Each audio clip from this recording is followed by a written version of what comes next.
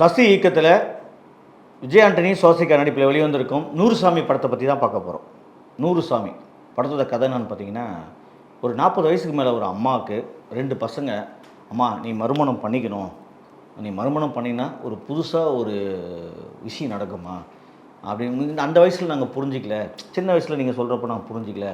ஆனால் நீங்கள் எவ்வளோ தனியாக கஷ்டப்படுவீங்க, ஒரு அம்மா வந்து நாங்கள் கல்யாணம் பண்ணிட்டு போயிட்டாலும் நீங்கள் கஷ்டப்படுவீங்களே, அதனால் நீங்கள் உங்களுக்கு ஒரு துணை வேணும், கடைசி காலத்தில் வரையும் உங்களுக்கு ஒரு துணை இருக்கணுமா, அம்மாவை எப்படியாவது கல்யாணம் பண்ணிக்க அப்படின்னு வற்புறுத்தி கல்யாணம் பண்ணி வைக்கிறது தான் இந்த படத்தோட கதை.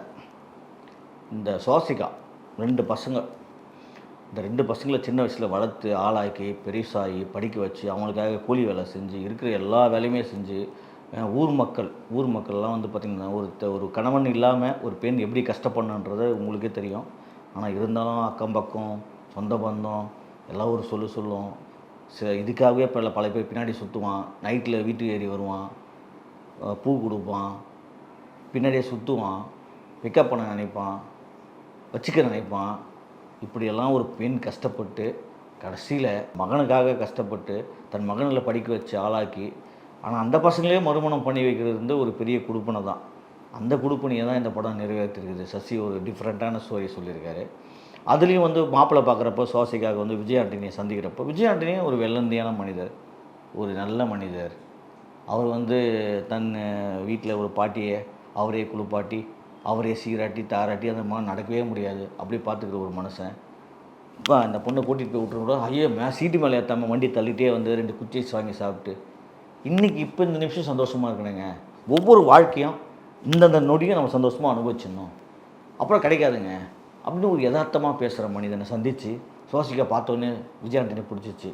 ஆனால் இந்த பக்கம் அண்ணன் கருணாஸ், அம்மா, அக்கா, தங்கச்சிங்க, ஐயோ எப்படி மறுமணம் நீ பண்ணலாம் அப்படின்னு பொங்கி சாவடிக்கிற அளவுக்கு வராங்க சோசிக்காவை. அப்படியும் மீறி அந்த அம்மா பாவம் எப்படி போராடி ஜெயிக்கிறாங்க. ஊர் மக்கள் வேறு, அவளுக்கு கல்யாணம் ஆயிடுச்சுன்னா பாலசக்திவேல் தான் ஊர் தலைவர் இருப்பார், பெரிய மனுஷனாக இருப்பார் ஊரில். அவர் சொல்லுவார், அவளுக்கு கல்யாணம் ஆயிடுச்சுன்னா நம்ம பொண்டாட்டிக்கலாம் நாளைக்கு வந்து நம்ம எதாவது அடித்தா நீ தூக்கி போட்டு வேறு கல்யாணம் பண்ணுடா அப்படின்னு சொல்லி போயிடுவாங்க. அதனால் வந்து அதெல்லாம் நம்ம தடுத்து வைக்கணும் அப்படின்னு அவர் போராடி அந்த அம்மாவை தடுக்க பார்க்குறாரு. இந்த தடுப்பெல்லாம் மீறி இந்த பசங்க பெரியாளாகி ஓரளவுக்கு கையில் நிறைய சம்பாதிக்கிறப்போ அம்மா அதெல்லாம் எதிர்த்து மீறி எப்படி கல்யாணம் பண்ணி வைக்கிறது அப்படின்றத ஒரு போராட்டமாக இந்த படம் சொல்லியிருக்கு. சோசிகா உண்மையிலே சூப்பரான நடிப்புங்க இந்த படத்தில். மனுஷி வாழ்ந்துருக்காங்க அந்த பசங்க. அந்த அம்மா வந்து செருப்புக்கு பிஞ்சு போன காலோட ஓடுறதாகட்டும், பசங்களுக்காக சமைக்கிறதாகட்டும், அந்த வரட்டி காப்பி போட்டு குடிக்கிறதாகட்டும், அந்த அடுப்பில் உட்காந்து எப்பப்போ சமைக்கிறதாகட்டும், சாப்பாடு பரிமாறுறதாகட்டும், இந்த பசங்களுக்காக ஓடுறதாகட்டும். அப்புறம் எடுத்தோடனே பஸ் ஸ்டாப்பில் அந்த அம்மா வந்து பாவம் நைட்டில் ஓடி இருட்டில் அடிபட்டு இதை பண்ணியெல்லாம் குத்தி இப்போ கிணத்துல வந்து ஐயோ என்னடா முதல்ல இப்படி அபசகரமாக அந்த அம்மா போயிட்டாங்களான்னு பார்த்தோம். இல்லைப்பா நல்ல வேலை காப்பாற்றிட்டாங்க. அப்புறம் அந்த யதார்த்தமாக காப்பாற்றுறதாகட்டும், இதெல்லாம் சுவாசிக்க மனுஷி வாழ்ந்துருக்காங்கன்னு தான் சொல்லும். உண்மையிலே அந்த அம்மாவுக்கு கொடுத்த காசுக்கு ரொம்ப அழகாக நடிச்சிருக்காங்க. ஒரு யதார்த்தமான நடிப்பு இதெல்லாம். வந்து அந்த அம்மா என்ன தான் காசு கொடுத்து நடிக்க வச்சாலும், காசு வாங்கி நடித்தாலும் இதெல்லாம் ஒரு யதார்த்தமாக அமையணும். சுவாசிக்கா அந்த மாதிரி ரொம்ப யதார்த்தமாக அமைஞ்சிருக்காரு. விஜய் ஆண்டனி 20 நிமிஷம் தான் வராது. எனக்கு தெரிஞ்சு விஜய் ஆண்டனி போஸ்டரில் போடாமல் இருந்திருக்கலாம், விஜய் ஆண்டனி படம்னு இது எங்கேயுமே மென்ஷன் பண்ணலாமல் இருந்திருக்கலாம், கௌரவ தோட்டம் கூட சொல்லாமல் இருந்துக்கலாம். அப்படி சொல்லாமல் இருந்தவே ஏன்னா படம் பார்க்க வரவங்க விஜய் ஆண்டனி படம் தான் வருவான். அப்புறம் என்னடா அதை விஜய் ஆண்டனியே காணமே தேடுறதுலே மைண்டு மாறி அந்த படத்தையே அவன் வந்து குளறுபடி பண்ணிவிடுவான். விஜய் ஆண்டனி போட்டு தான் எங்கேப்பா ஆலய காணும், கடைசியில் தான் வராரு அவர். அதனால் விஜய் ஆண்டனி போட்டு இப்போ படத்தில் போட்டிருக்கக்கூடாது தான் நினைக்கிறேன், எது போஸ்டரில் போட்டிருக்கக்கூடாது. ஆனால் அவருடைய நடிப்பு ரொம்ப நல்லா இருந்தது. பாலசக்திவேல் இன்னும் இல்லத்தனம் நல்லா பண்ணியிருக்கலாம் அந்த ஊரில். அவரை பார்த்தாவே நமக்கு கோவம் வர மாதிரிலாம் பண்ணியிருக்கலாம். அதெல்லாம் வந்து ரொம்ப மிஸ் பண்ணிட்டாங்க. 2 பசங்க, ஒன்று அஜய் தேஷன், ஏன்னா வந்து விஜய் ஆண்டனியோட அக்கா பையன், இன்னொன்று பார்த்திங்கன்னா சக்திராஜ். இந்த 2 பசங்களும் வந்து ரொம்ப நல்லா நடிச்சிருக்காங்க. ஆனால் நல்லா நடிச்சிருக்காங்க, நடிக்கிற மாதிரியே தெரியுது இந்த படத்தில். அதான் மிகப்பெரிய தலைவலியாக இருக்குது நமக்கு. நல்லா அந்த சக்திராஜும் நல்லா நடிக்கிறாரு, தம்பி கேரக்டரு. அந்த அஜய் தேஷனும் நல்லா நடிக்கிறான். ஆனால் இவங்க நடிக்கிறப்போ என்ன ஆர்டிஃபிஷியலாகவே நடிக்கிறாங்களேயா, எதாவது பேசுகிறதாகட்டும், பழகிறதாகட்டும், அந்த அம்மாவை கூப்பிட்றதாகட்டும், அதெல்லாம் வந்து பாண்டிங் சுத்தமாக அம்மா பசங்க பாண்டிங் நமக்கு துளி கூட ஓட்டலை இந்த படத்தில். அது பெரிய மைனஸாக இருந்தது இந்த படத்தில். அதுக்கப்புறம் இந்த கல்யாணம் பண்ணுற காட்சியிலே வந்து படம் ஃபுல்லாக ஒரு கட்டத்துக்கு மேலே அம்மாவை வற்புறுத்தி கல்யாணம் பண்ண வைக்கிறதுலாம் இன்னும் கொஞ்சம் போர் அடிக்குது. ரொம்ப ஸ்லோவாக இருக்குது. என்னென்னா எந்த காலத்தில் பார்க்கோம் பட்ஸு அந்த பக்கம் பார்த்தீங்கன்னா அந்த பொண்ணோட 2 பொண்ணு லவ் பண்ணுவாங்க இல்லையா, அந்த பசங்களாம் பார்த்தீங்கன்னா நல்லா வசதியாக இருக்குங்க, கேமராலாம் வச்சுருக்காங்க, எல்லாருக்குமே ஆண்ட்ராய்டு ஃபோன் இருக்குது.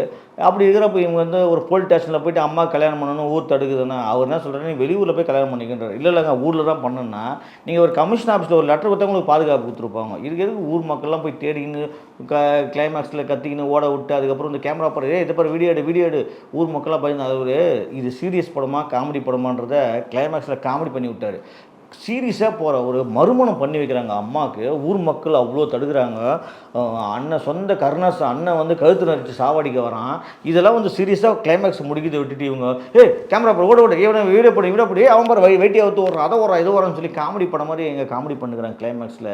அது உச்சக்கட்ட கடுப்பு. இந்த வீடியோ பார்த்துட்டு அப்போ தான் வீடியோ எடுத்தாங்க, அதை பார்த்துட்டு போலீஸ் ஓடி வரான். என்னப்பா வீடியோக்குள்ளேயே போட்ட லைவில் போட்ட, ஐயோ அதுக்குள்ளே எனக்கு ஏகப்பட்ட ப்ரெஷர்ப்பா அப்படின்னு ஓடி வரான். போன அடுத்த சீனில் அடிப்பார் அவரை, போய் கல்யாணம் பண்ணி எங்கேயா போயான்னு. இந்த சீனில் வந்து ஓடி வர்றார் போலீஸ். இந்த மாதிரி சசி படத்தில் இது மாதிரிலாம் இருக்க வாய்ப்பே இல்லை. ஏன்னா சசி வந்து ஒரு யதார்த்தோடைய மனிதர், யதார்த்தமாக படம் எடுக்கிறாரு. இதை சினிமாத்தனமாக பண்ணி அவர் ஏதோ கொஞ்சம் சொதப்பி விட்டன்னு தான் சொல்லணும். ஏன்னா சசி படம்லாம் ரொம்ப யதார்த்தமாக ரொம்ப இதுவாக இருக்கும். ஆனால் இதில் ரொம்ப கிளைமேக்ஸ்லாம் ரொம்ப சுமாராக இருந்தது. அதே மாதிரி இந்த பசங்க 2 பேருமே சொன்ன மாதிரி ஆர்டிஃபிஷியலாகவே நடிச்சிருந்தாங்க. கருணாஸ் வந்து அந்த டைமில் கழுத்து நடிச்சிட்டு போகிறார், அப்புறம் ஆளாகணும். கிளைமேக்ஸில் வந்து உண்மையாக நடந்த ஸ்டோரின்னு சொல்கிறாங்க. உண்மையாக கஷ்டப்பட்டிருப்பாங்க. இதெல்லாம் 80s 90ஸ்லாம் கஷ்டப்பட்டிருப்பாங்க. கண்டிப்பாக ஒரு கிராமம்னா அது ஏதோ விதவை பின்னவே பெரிய இதுவாக பார்க்குறாங்க. ஆனால் இதெல்லாம் பல படங்கள் புரட்சி படங்கள்லாம் வந்துடுச்சு, ஏற்கனவே வந்துடுச்சு. இந்த காலகட்டத்துக்கு மாதிரி மாற்றி கொஞ்சம் டெக்னிக்கலாக எடுத்துருக்கலாம். ஏன்னா அவங்க உண்மையிலே தண்டனை வாங்கி கொடுத்துக்கலாம். அந்த ஊர்க்கார மக்கள்லாம் சவுக்கல் அடிச்ச மாதிரி கேள்வி கேட்டிருக்கலாம். இது வந்து அரசாங்கம் வந்து சவுக்கல் அடிச்ச மாதிரி கேள்வி கேட்டிருக்கலாம். இன்னும் எந்த காலத்தில் எல்லாம் இவ்வளோ அரெஸ்ட்டு அவர் ஏதோ போகிற போக்கில் சொல்கிறாரு, நீ தடுத்தா அவனுக்கு 2 வருஷம் ஜெயிலு, நீ இது பண்ணால் 2 வருஷம் ஜெயிலு, கல்யாணத்தை அவங்க முறைப்படி அவங்க 2 பேருமே புருஷன் பொண்டாட்டி வந்து ஆகிறதுக்கு உரிமை இருக்குது. ஏன்னா அவங்க 2 பேருமே ஹஸ்பண்ட் கிடையாது, பொண்டாட்டி கிடையாது. அப்படியெல்லாம் போகிற போக்கில் சொல்கிற படமாக இருந்தது. அதெல்லாம் கொஞ்சம் யதார்த்தமாக தவிர்த்து இருந்து இன்னும் கொஞ்சம் நல்ல அழுத்தமாக ஆழமாக கிளைமேக்ஸை முடிச்சிருந்தா 100 சாமி 200 சாமியாக ஜொலிச்சிருக்கும். இப்போ 100 சாமி ஒரு 50 சாமி கீழே போய் தட்டு மாதிரி போகுது. அந்த மாதிரி தான் ஆகி போச்சு. சரி ஏதோ, ஆனால் எவ்வளோ சுமாரான படங்கள்லாம் பார்த்துருக்கோம். அந்த படங்களுக்கெல்லாம் இது ஒரு நல்ல படம். ஆனால் படம் ஓடிடியில் நல்லா போகலாம். ஆனால் மக்களுக்கு பிடிச்சி தேட்டரில் ஆள் வருவாங்களான்றது மக்களை பொறுத்து தான் இருக்குது. நான் மக்கள்கிட்டே விட்டுறேன். எனக்கு பர்சனலாக பண்ண நல்ல படத்தை சசி கொஞ்சமாக இப்படி கெடுத்து வச்சிருக்காருன்னு தோணுது. இந்த வீடியோ உங்களுக்கு பிடிச்சிருந்தா லைக் பண்ணுங்கள், கமெண்ட் பண்ணுங்கள், ஷேர் பண்ணுங்கள், சப்ஸ்கிரைப் பண்ணுங்கள்.